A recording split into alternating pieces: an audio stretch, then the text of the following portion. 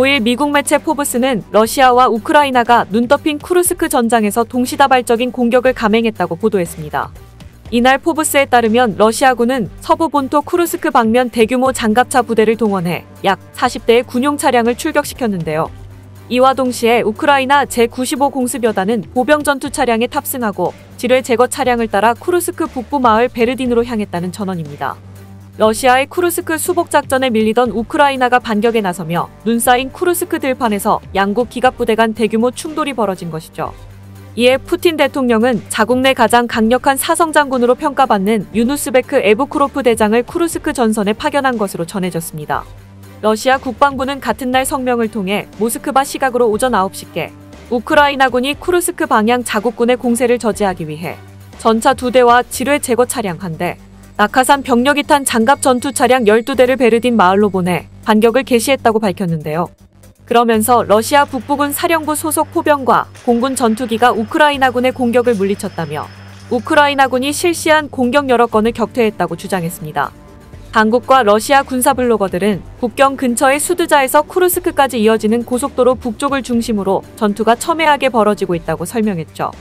러시아 국영통신 리아 노보스티는 지난 24시간 쿠르스크 전투로 340여 명의 우크라이나군이 죽거나 다쳤다고 했지만 러시아군의 피해는 직접적으로 밝히지 않았는데요. 젤렌스키 대통령 또한 어제와 오늘 국경과 멀지 않은 마흐노브카 인근에서 전투가 벌어졌다며 북한 보병과 러시아 낙하산 부대로 이뤄진 한 개 대대가 전멸했다고 주장했습니다. 보통 한 개 대대의 규모는 수백 명 단위를 뜻한다고 로이터 통신은 전했는데요. 다만 젤렌스키 대통령 역시 구체적인 세부 사항을 공개하지는 않았습니다. 러시아에 파병된 북한군 가운데 사상자가 3,800명에 달한다면서 북한이 추가 파병에 나설 가능성을 경고하기도 했죠. 우크라이나군 총참모부는 이날 밤 보고를 통해 러시아 서부 지역에서 42건의 개별 충돌이 있었고 12개 전투가 여전히 진행 중이라고 했습니다. 이번 쿠르스크 반격에서 우크라이나군의 지뢰 제거 차량이 공격을 주도했으며 장갑차와 전투 차량으로 수송을 진행했는데요. 수송 차량들은 가능한 한 빨리 보병들을 내려준 뒤 다시 우크라이나 주요 전선으로 속도를 낸 것으로 보입니다. 우크라이나 여단과 드론팀은 지난 가을부터 쿠르스크 인근 수많은 러시아군의 공격을 격퇴했으며 지뢰와 미사일, 대포, 드론을 조합해 이 지역으로 향하는 몇 안 되는 도로를 따라 이동 중인 러시아 공격대를 폭격했죠. 로이터 통신은 러시아 국방부의 발표와 다르게 러시아 군사 블로거들 사이에서는 최근 우크라이나군의 쿠르스크 공격으로 러시아군이 수세에 몰렸다는 평가가 들리고 있다고 전했습니다. 이와 관련 안드리 예르마크 우크라이나 대통령실장은 쿠르스크 지역에서 좋은 소식이 들려왔다며 러시아가 마땅한 대가를 치르고 있다고 말했는데요. 다만 BBC는 우크라이나군이 새롭게 나선 공세에 관해 전황을 바꿀 정도로 대규모 공격인지는 불분명하다고 진단했습니다.